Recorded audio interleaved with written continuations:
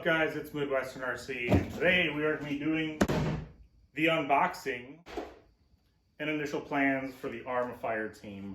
Now, full disclosure, I already unboxed it, so this is more of an unboxing kind of thing. So today I'm going to be going over my plans for this truck, buggy, assault vehicle, I think that's what they're legally called. Now, my initial thoughts with this car, it is a blast. This thing is a riot to drive. It is so smooth, it's hard to explain what driving this thing feels like until you actually drive one.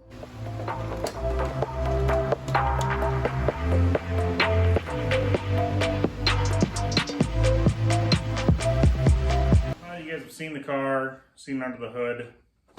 Let's talk about it. So one of the first things I'm going to do to this car is bind it to my DX5C radio. It comes stock with the Spectrum SLT3.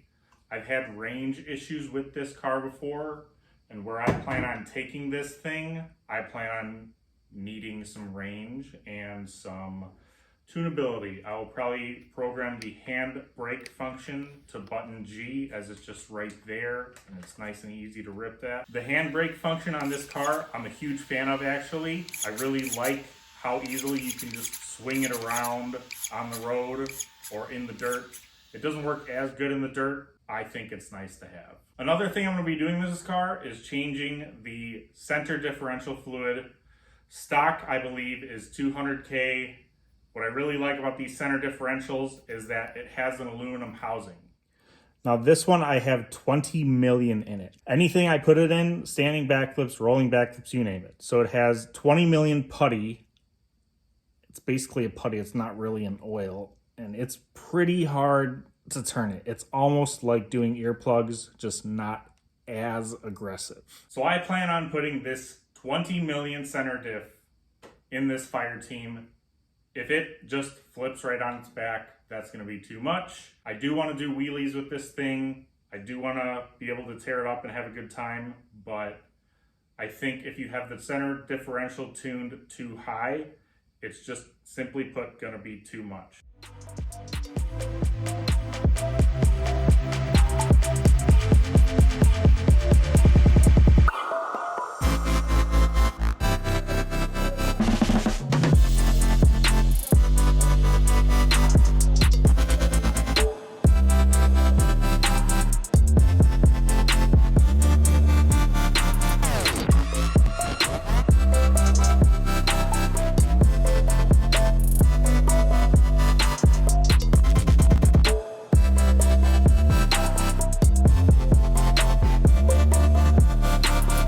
So aside from binding this to the DX5C, my initial upgrades that I'm going to be doing with this, by the way, this Fireteam diff, it's a spare. The stock one is still in here. You can get these on Jenny's RC for about $50. They're like 75 brand new.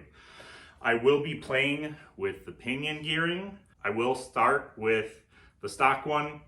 We're gonna do a speed test with that. I might do that later today and actually B-roll a clip on that. So here that is. All right, we're gonna do a speed run test on my street. Might not be the safest thing, but we'll see.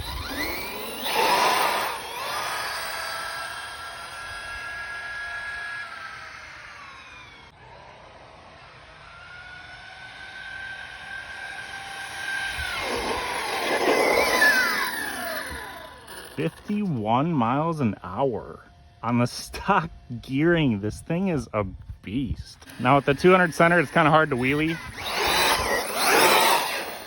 So that's why I'm going to put 500K in it. Ooh, I didn't mean to do that. So first we're going to start with the stock pinion, and then we're going to go up to the speed pinion that's included in the box. And then I have a 23 tooth, I have a 19 tooth, I have a 27 tooth pinion. This is a 23. It's what fits on the stock motor mount. And whenever you're upgrading a pinion gear, it's highly recommended that you put some fans on. Some really nice fans and a good heat sink.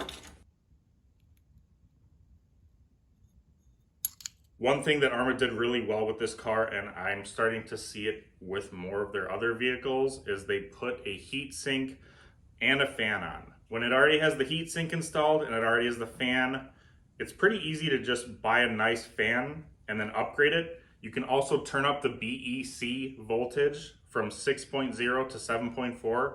This system might already be at 7.4, but again, if you turn up the BEC voltage, your fans will get more power too, you'll get more airflow. You really don't want to burn out a motor, especially when you're upgrading the pinion. So what do you guys think? Does the Fireteam interest you? Have other videos made you want one, seeing how durable they are? I plan on trying to one-up the car. Let's face it, they might come out with an EXB version of this car in the future. So I think I'm gonna beat ARRMA to the punch, if I can. And I'm going to be doing an EXB chassis for a Mojave chassis because it's the same length, same everything.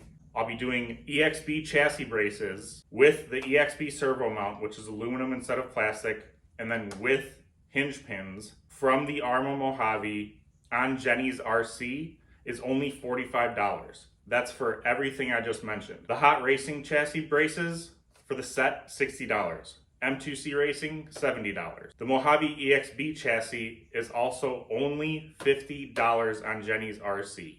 It's 70-75 aluminum. It's much tougher than the stock chassis. You could upgrade to the M2C chassis, but that's $140. My plans for this car are to try to make it a budget basher build.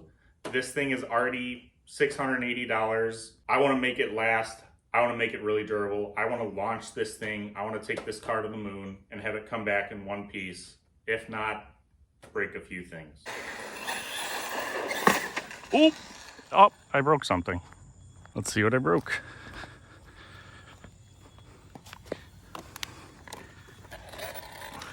Okay, so this is a common issue with the ARRMA 6S cars where the pillow ball pops out. It's because of this plastic housing. You can upgrade them with hot racing. They're metal, not plastic. If that happened, I mean, that was a pretty hard hit right there, but I will be doing that upgrade just because I don't want to be out bashing and this keeps happening all the time. So we'll bring it back in and go buy that part. Got the car back in the garage now. If you're newer to RC or if you're newer to ARRMA, this is honestly an easy fix. You take the wheel off and then you get a 2.5 hex.